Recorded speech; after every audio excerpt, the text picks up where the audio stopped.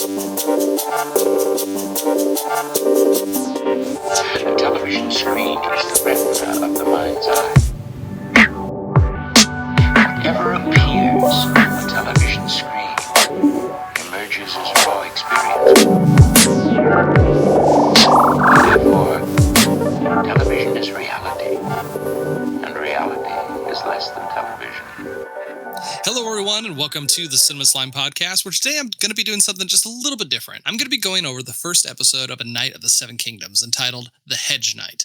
I cannot express how excited I am to get back into the world of Westeros, especially on a smaller scale, where we can really appreciate the day-to-day lives of some of the best characters in fiction. Now, as a quick heads up, there will be spoilers in this review in the sense that I'm assuming you've already watched the episode. That said, I'll be doing my best to discuss it as if this were the only piece of A Song of Ice and Fire media you've seen. I watched Game of Thrones as it aired, and I've been keeping up with House of Dragon, and I've read most of the novels by the great George R.R. Martin, but I don't consider myself like a lore expert who's gonna, pull out and talk about all the things that are just mentioned in the show and, go in a deep dive of all these different characters. I'm gonna try and take each episode and view it as a standalone story and just discuss it from there. Now, before we jump in, if you like this kind of content, let us know so we can keep producing it for you. Make sure you do all the usual stuff, like, comment, subscribe, leave us that 5-star review, and support the content you love. We also have a Patreon you can sign up for where you get access to our weekly podcast episodes early, and we also have some exclusive content on there as well. Now, let's get into this episode. It opens up with a passing of the mantle to our main protagonist, Dunk, who is digging a grave for the knight he squired for most of his life. We learn that Dunk was taken in by Sir Arlen of Pennytree after his parents passed away, and in many ways, Dunk is burying his father as much as his mentor. He's left completely alone without the guy that he's always relied on. And man, the speech that he gives over Sir Arlen's grave perfectly encapsulates who Dunk is and how he's feeling in this moment. His first line, "I don't know the right words," immediately tells us how unsure he is about his future and how unprepared he feels for the position he's suddenly been thrust into. The little "I told you so" moment where he mentions it was the inn boy who ate the widow's pie, it feels so painfully real to me. It's one of those weird, just oddly funny memories that sort of bubble up when someone you love passes away, and it just sort of like pops back into your mind. It's a very interesting phenomenon. Now, the line that really got me, though, is when he stands up and he says, "I'd leave your sword, but it would only rust in the ground. I wish you didn't die, sir." I'll admit it kind of choked me up. I mean, to me, this is Dunk picking up the mantle Sir Arlen left behind. While we don't learn much about Sir Arlen in this episode, I like to imagine he wouldn't want to be buried with his sword if his squire was capable of wielding it. That sword still has a purpose. And just the way that Duncan said that, it feels very like, I wish he didn't die. I think it's a combination of him. He is going to genuinely miss him, but also just that sort of feeling of like, I wish you didn't die because now I don't know what to do.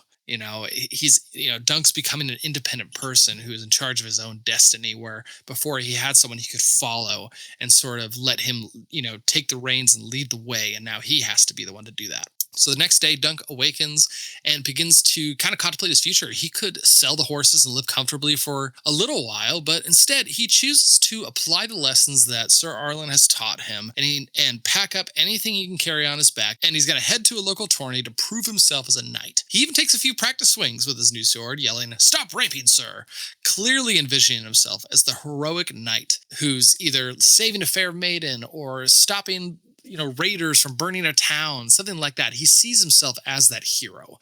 And as he's thinking about that, the classic Game of Thrones opening music starts to swell and his stomach starts to churn. And, we get that infamous scene that is all over the internet. And honestly, I wasn't even planning to bring this up because everyone has already talked it to death. And some people were losing their minds over it. And I'll be honest, I could really care less, but it is kind of a big moment. So I might as well make just a quick comment on it. I understand what they were going for. Dunk is about to embark on a huge journey, stepping out of the role of a squire and into the spotlight for the first time. That kind of pressure would make anyone nervous. I just think the same point could have been made by having him puke behind a tree instead. I'm just saying. Dunk arrives outside of an inn where we get our first glimpse of Egg, Dunk's future squire. Now, Egg is immediately established as kind of this insolent little kid, and Dunk very quickly puts him to work, caring for the horses, and kind of just smacks him upside the head in a sense, and just says, "Hey, get this job done. Like, what are you even doing out here? Dunk heads inside for a meal where he encounters a drunken man nearby. The man stirs, awakes, and he claims that he has seen Dunk in a dream.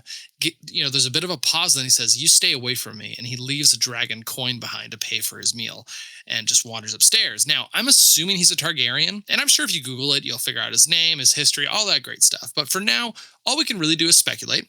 The Targaryens are known for prophetic dreams, so the thought of him having a dream of Dunk before he met him and, sort of having this prophecy of like, oh, okay, I need to stay away from him, it fits just nicely within the Targaryen family lore. So Dunk heads back to the stable to leave for the tourney at Ashford, only to find Egg pretending to be a knight and riding one of his horses. Now Dunk scolds him, and Egg fires back by saying, "Dunk, you don't even look like a real knight, like none that I've ever seen." And I feel like this sort of pause moment just leads to a really great moment where they start to recognize themselves in one another. They both grew up as orphans, and this just sort of forms a bond between two people who just look very differently. I mean, Egg is basically a kid, Dunk is an adult, one's giant, one's really small, things like that. It's a nice little, the odd couple kind of seeing each other in themselves. So Dunk tosses Egg a copper and he sets off, and the travel music begins. Now, one of my weaknesses as a viewer is that I don't always fully engage with the music, but I want to try here. And I listened to this scene just a couple times just to kind of really understand how I actually felt while watching it. The score feels adventurous without being grand, which sort of perfectly sets the tone for the show. We're used to these massive sweeping scales and music of Game of Thrones and House of Dragon where royal decisions affect the entire realm. This story is smaller, more personal, and the music reflects that. But what's also cool about it, there's also this sort of melancholic undertone in the music as well. And I think that just hints at Dunk's uncertainty as he rides into the unknown. It's a great combination of music. I was really impressed with this section of the episode. Dunk arrives in Ashford and meets the tournament game master, kicking off this reoccurring motif where people sort of misjudge Dunk based on his appearance and sort of their experience just within the world of Westeros. And in this episode, he's going to meet, three people throughout this episode that make an impression. We have the game master, we have a sex worker named Renn, and also Lionel Baratheon. And all three are sort of taken aback once they actually speak with him. The game master doubts that he's even a knight just based on his looks, but he ends up deciding to give him a chance to, find a lord or a knight that can vouch for him so he can join in the tourney. Renn mocks him at first, but eventually offers him some genuine advice. Lionel Baratheon greets him with a lot of suspicion, demanding to know, wait, are you here to give me a gift and curry my favor, or are you trying to kill me? I think it just kind of shows the culture of Westeros and how, all these lords are just so used to people coming up and either trying to kill them or to curry favor with them, basically. Now, what all three of them eventually realize is that Sir Duncan the Tall is a genuinely good person. He's a gentle giant. What you see is what you get. He's not scheming or manipulating anyone to, get under their skin or to get something out of them. I mean, when he joins Lionel Baratheon in his tent, it's simply for the meal, nothing more. And I just think that sincerity is a very rare quality in Westeros. So that's why everyone's just sort of taken aback when they realize he's just a genuine person. He's very honest about who he is and what he's after. And some of them just feel bad, when they're like, oh, okay. And then they help them out. Now, in contrast to what I was just saying, we do kind of learn that Dunk's claim of being knighted just might not be entirely true. There's a point in this episode where a knight wants to duel him, and the first thing that Dunk says, he's like, "This sword is mine by right." And even the knight kind of questions, was like, "That's an interesting thing you said there." And even then we get a little flashback to when Dunk actually asks Sir Arlen, "Do you plan to knight me?" And Sir Arlen just kind of shrugs and doesn't say anything. So there is kind of this suspicion that he isn't actually a knight. And I wonder if that's going to end up kind of biting him in the butt later on, or it's just going to be something that's kind of left to ambiguity, because I kind of hope it is that way, because in the end, being a knight isn't really about the ceremony that made you a knight. It's about your actions. It's about your honor, your intent. And I feel like drudging up the fact that Dunk isn't a knight doesn't really change who he is or his motivations or anything like that. So I'm all right if it stays sort of this just fact that we'll never truly know. We also need to talk about Lionel Baratheon for a moment, because this guy is incredible. I mean, huge shout out to Daniel Ings, who absolutely steals every scene he is in. From that stupid, just great cheeky smile he's got, all the way to his very free form and smooth dance skills. I mean, he completely sells the chaotic energy of that tent and the party that he has started. I mean, he was the life of it, and I really hope we get to see a lot more of him going forward. Now, Dunk ultimately fails to find a knight or a lord willing to vouch for him, so he returns to his campsite where Egg is waiting. I feel like Egg is trying to sort of prove himself to Dunk that he can be a good squire, because the situation that he was in just wasn't ideal, it seems like. And I think Egg just thought, oh, okay, I could be a squire for this guy. I can get out of this inn where I'm stuck, and I can have an adventure or something like that. Now, Dunk eventually does accept him, and I think he just sort of sees Egg in himself almost. And he realizes, Dunk's like, oh, I could be the Sir Arlen for him. I could be an example. And he's trying to follow in the footsteps of Sir Arlen, because he's like, well, he had a squire. I can take a squire, and I can be the good change on someone else's life, just how Sir Arlen was for me. Now, the episode ends on a perfect note of hope. I love this scene. Dunk and Egg, they sleep under the stars and watch a shooting star streak across the sky. Egg then remarks, he says something along the lines of like, all the lordlings back in camp, all they're doing is staring at the ceiling of their tents right now, and they're not going to receive the luck that shooting star has just bestowed upon us. And then Dunk says, so the luck is ours alone. And then the credits roll. I think it's really cool to watch an episode of TV and sort of have yourself filled with hope. I mean, there's so many TV shows and movies out there that are a lot of doom and gloom, or they're funny and things like that. But it's really interesting to watch an episode and walk away from it being filled with hope that Dunk is going to succeed in his mission of winning this tournament. And I really think that this episode is going to go down as one of the greatest pilot episodes in television history.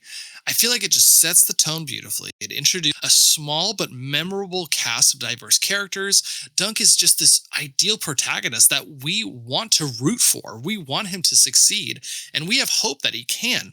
And what we can do now is we can watch this and sort of measure up any new character we meet up against Dunk to sort of see where they land on the scale of, should we trust them? Are they a genuine person? Things like that, because Dunk has sort of set this really high bar as someone who can be that way.